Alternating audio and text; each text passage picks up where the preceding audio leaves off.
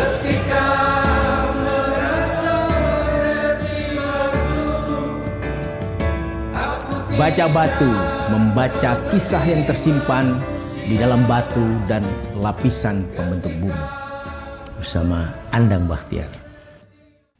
Oke, jadi kita sudah selesai melakukan riset kecil dari tanggal 12, 13, 14 Januari. Jadi mulai dari Jumat tim pendahuluan, kemudian Sabtu kemarin keseluruhan hari kita fokus, kemudian hari ini hari Minggu tanggal 15 setengah hari plus ditambah ekstra meninjau lokasi lain untuk perbandingan. Nah, ini sekarang kita bikin resume di lokasi yang namanya lokasinya Bre Kauripan. Jadi situs Klinterrejo. Sementara kita 2 hari atau 3 hari kemarin fokus di situs Kumitir. Jadi 2 situs ini dikenal sebagai situs dari apa yang disebut sebagai situs Raja Bawahan yang punya menurut Pak Dede Endarto yang banyak memahami sejarah Majapahit itu. Jadi raja-raja bawahan yang punya kedutaan atau perwakilan di Majapahit lah. Yang menarik selama 3 hari atau 2,5 hari di Kumitir itu, yang hari pertama tim kita udah mulai mendata sumur-sumur, beberapa sumur yang dipakai untuk nyari air buat industri batu bata di sana. Ternyata di bawahnya itu kita ketemu, yang signifikan adalah ketemu lapisan-lapisan boulder. Dari sana. Iya, di sana tadi 1,5 meter ini mulai dapat gravel mereka. Tapi elevasinya lebih sama. Lebih rendah sana. Terus di base-nya tadi itu mereka dapat gravel kan? Iya. Iya kan, terus berhenti kan? Iya.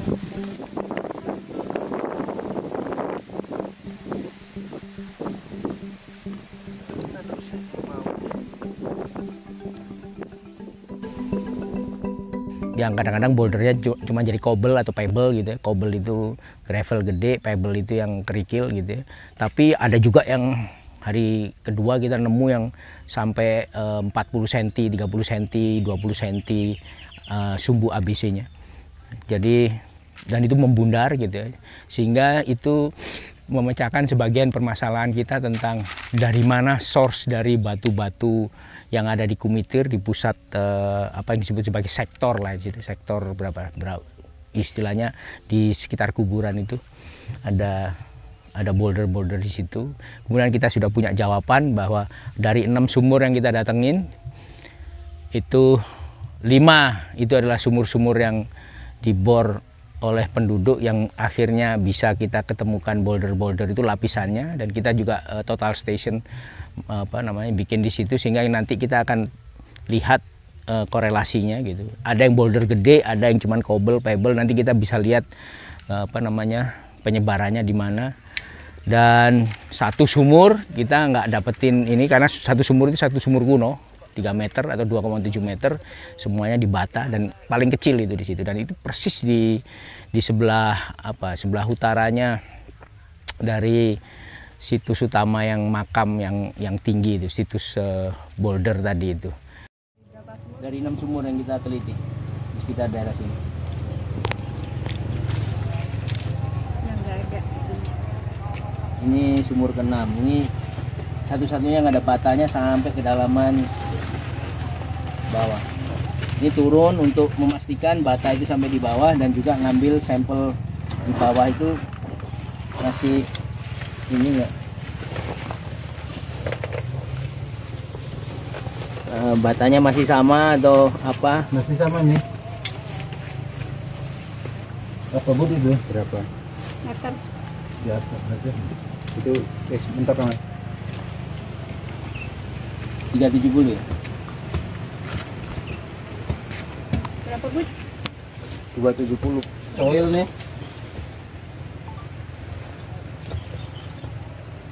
Bukan bata lagi? Soil semua. Itu kemudian juga kita berhasil memastikan dari hasil awal ya, dari tim awal yang melihat adanya dua marker utama geologi yang berkaitan dengan penguburan situs itu sendiri, yaitu yang disebut sebagai T1, T2. T1 itu Tefra 1, T2 Tefra 2 atau TUF 1, TUF 2. Dan kita berhasil mengidentifikasi TUF 2 itu yang bagian atas itu diendapkan di air sebagian, kebanyakan ya. Walaupun ada indikasi ada airfall juga, tapi TUF 1 yang di bagian bawahnya itu baik di site 1, 2, di daerah boulder itu juga, kemudian di situs 5, di site 5 itu ada indikasi bahwa itu ada tufa yang bisa 300 meter, 200 meter area itu bisa dikorelasikan. Basement rocknya itu memang fine grain gitu. Kalau aku lihat sih dia, makanya aku bilang dia sandy silty, di sini banyak sandnya. Iya, Banyak sandy sand. silt, ya, sandy silt. Kalau yang di sebelah Di situs 5, di site 5 itu ada indikasi bahwa itu ada tufa yang bisa 300 meter, 200 meter area itu bisa dikorelasikan. Jadi kontribusi riset ini cukup bagus nantinya kalau misalnya PKB, BPCB mau mengadakan ekskavasi, ya guide-nya ya kalau pelapisan penguburnya itu nanti tufa-tufa itu. Jadi Tefra 1, Tefra 2 atau tufa 1, tufa 2. Itu yang kedua hasil utamanya. Yang ketiga juga kita juga bisa mengidentifikasikan berbagai jenis struktur sedimen di atas yang mengubur endapan-endapan atau benda-benda arkeologi dari zaman sebelum Majapahit malahan, dari zaman sebelum Majapahit. Dan itu juga membatasi akhirnya di atas endapan, kita anggap sebagai endapan sungai, bagian tepi dari alluvial vein gitu, itu di atasnya ada young brick gitu atau batu bata muda. Sementara kita juga dari survei awal dulu Pak Dhani dan kawan-kawan itu ada old brick, ada young brick. Nah kita juga yang keempat mengidentifikasi di bawah old brick itu ada soil juga, tapi di bawahnya lagi itu ada old sand bed. Lebih tinggi lah. Kayaknya ya. Lebih tinggi lah. Dari tebing tadi itu ada di bawahnya kok. Dari pinggir jalan, ini mungkin satu level sama jalan ya. Kira-kira kan. Makanya perlu total station itu. Iya, iya. Jadi terus di bawah jalan itu baru ada 1 meter ke bawah, 1,5 meter ke bawah. Itu T2 ini. Jadi ada beda relief waktu itu udah tinggi dari sini. Terus dipapras sama dia, atau memang nggak kena gitu loh.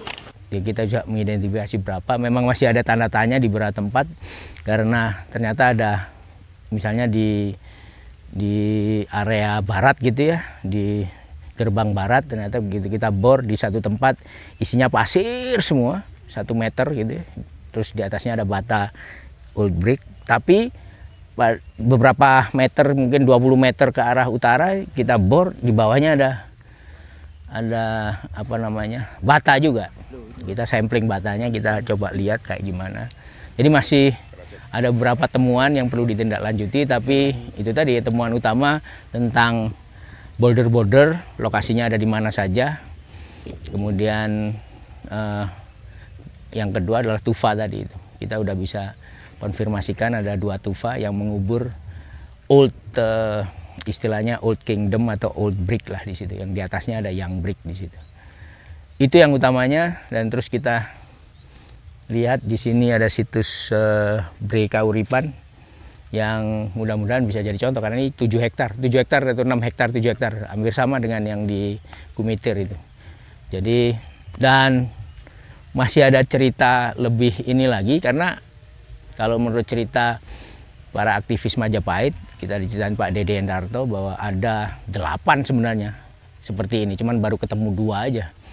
Nah itu, tapi yang menarik bagi kita dari segi geoarkeologi, apa yang mengubur mereka dan apa yang ada di bawah mereka. Satu hal nih, temuan utama yang dari tim sebelumnya bahwa ada lapisan lebih tua dari ini, yang di old brick tadi itu lapisan yang zaman Pusendok, tapi di bawahnya lagi ada lapisan yang sebelum Masehi.